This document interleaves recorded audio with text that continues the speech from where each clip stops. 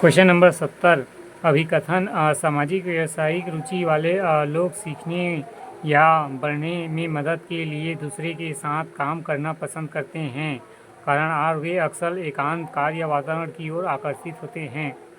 70C ए सत्य है लेकिन आर असत्य है। क्वेश्चन नंबर 70 अभिकथन सामाजिक व्यावसायिक रुचि वाले लोग सीखने या बढ़ने में मदद के लिए दूसरों के साथ काम करना पसंद करते हैं। कारण और वे अक्सर एकांत कार्य वातावरण की ओर आकर्षित होते हैं। गलत।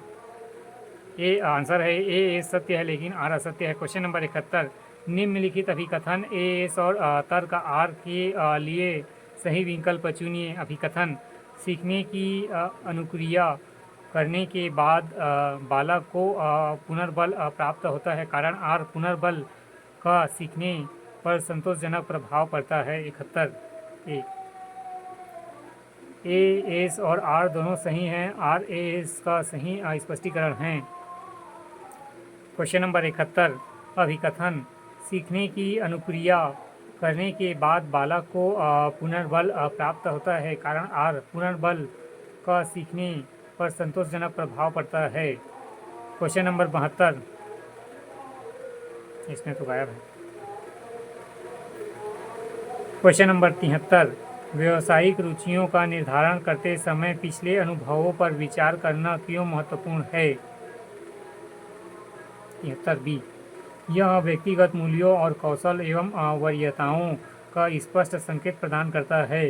क्वेश्चन नंबर 73 व्यावसायिक रुचियों का निर्धारण करते समय पिछले अनुभवों पर विचार करना क्यों महत्वपूर्ण है।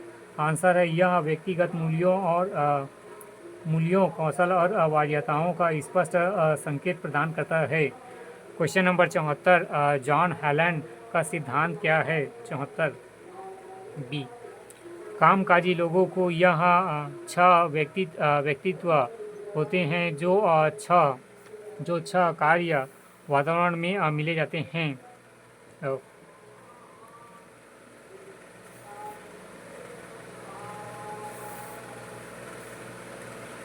क्वेश्चन नंबर 74 व्याख्या जॉन हैलैंड का सिद्धांत जिसे अक्सर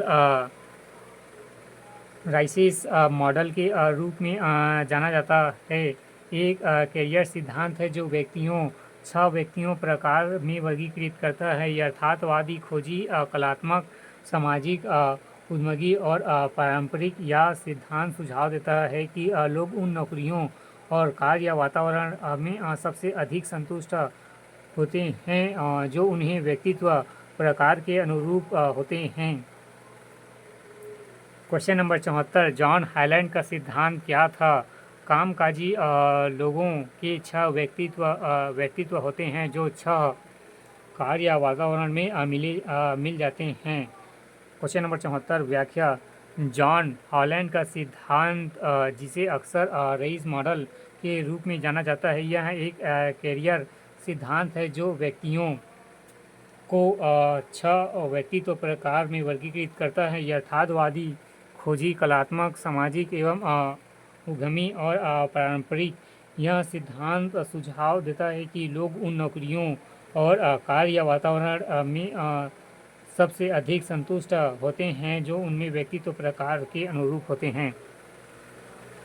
क्वेश्चन नंबर 75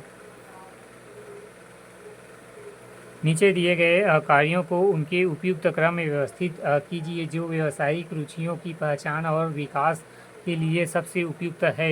75A पहला व्यक्तिगत ताकत मूल्य और रुचियों की पहचान करना। फिर दूसरा पिछले अनुभवों और उपलब्धियों पर विचार करना और प्राथमिकताओं का निर्धारण करना। फिर तीसरा विभिन्न कैरियर विकल्पों का अनुभव या शोध के माध्यम से अन्वेषण करना। फिर चौथा क्षेत्र में पेशेवरों को सलाह एवं मार्गदर्शन प्राप्त करना। फिर पांचवा चुने गए व्यावसायिक क्षेत्रों के लिए आवश्यक शिक्षा या कौशल प्राप्त करना।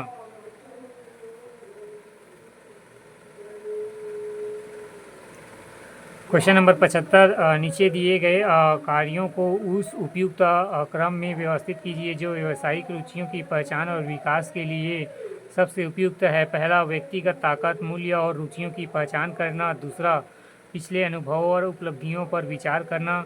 तीसरा, विभिन्न कैरियर विकल्पों का अनुभव या शोध के माध्यम से अन्वेषण करना। चौथा, क्षेत्रों में पेशेवरों से सलाह एवं मार्गदर्शन प्राप्त करना। पांचवा, चुने गए व्यवसायिक क्षेत्र के लिए आवश्यक शिक्षा व या कौशल प्राप्त करना। क्वेश्चन नंबर 76, अधिगम स्थानांतरण के उद्देश्य की प्राप्ति में शिक्षक की भूमिका महत्वपूर्ण होती है। अधिगम स्थानांतरण को प्रभावित करने वाले कारकों को क्रमबद्ध कीजिए। 76, पहला, सामान्यीकरण। फिर दूसरा, अर्जित ज्ञान या विभिन्न परिस्थितियों में प्रयोग। फिर तीसरा, साझेदारी। फिर चौथा, विषयों की समानता। पांचवा, अध्ययन की विधियाँ। क्वेश्चन नंबर 76, अधिगम स्थानांतरण के उद्देश्य की प्राप्ति में शिक्षक की भूमिका महत्वपूर्ण होती है। अधिगम स्थानांतरण को प्रभावित करने वाले कारकों को क्रमबद्ध कीजिए। पहला, सामान्यीकरण। दूसरा, अर्जित ज्ञान का विभिन्न परिस्थितियों में प्रयोग। तीसरा, समझदारी। चौथा, विषयों की समानता। पांचवा, ध्यान की विधियाँ।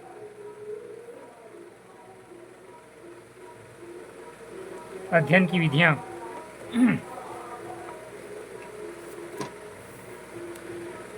क्वेश्चन नंबर 77, आंतरिक अभिप्रेरणा व्यक्ति को भीतर से प्रेरणा प्रदान करती है।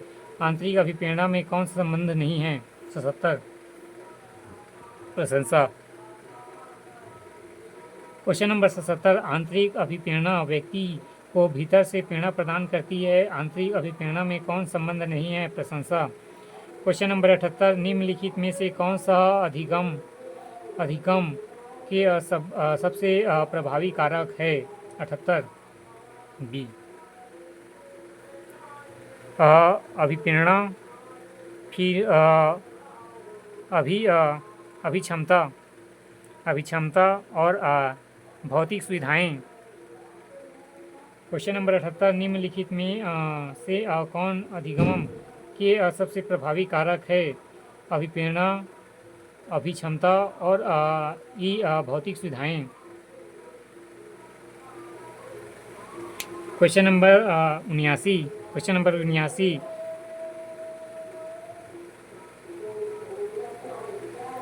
79, व्यावसायिक रुचियों को विकसित करते समय निम्नलिखित में से कौन सी रणनीति प्रभावित नहीं है? 79, नौकरी बाजार की मांग पर विचार किए बिना केवल व्यक्तित्व शौक पर ध्यान केंद्रित करना।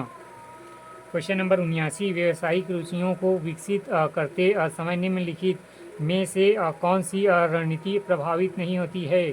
सी, नौकरी बाजार की मांग पर विचार किए बिना केवल व्यक्तित्व शौक पर ध्यान केंद्रित करना।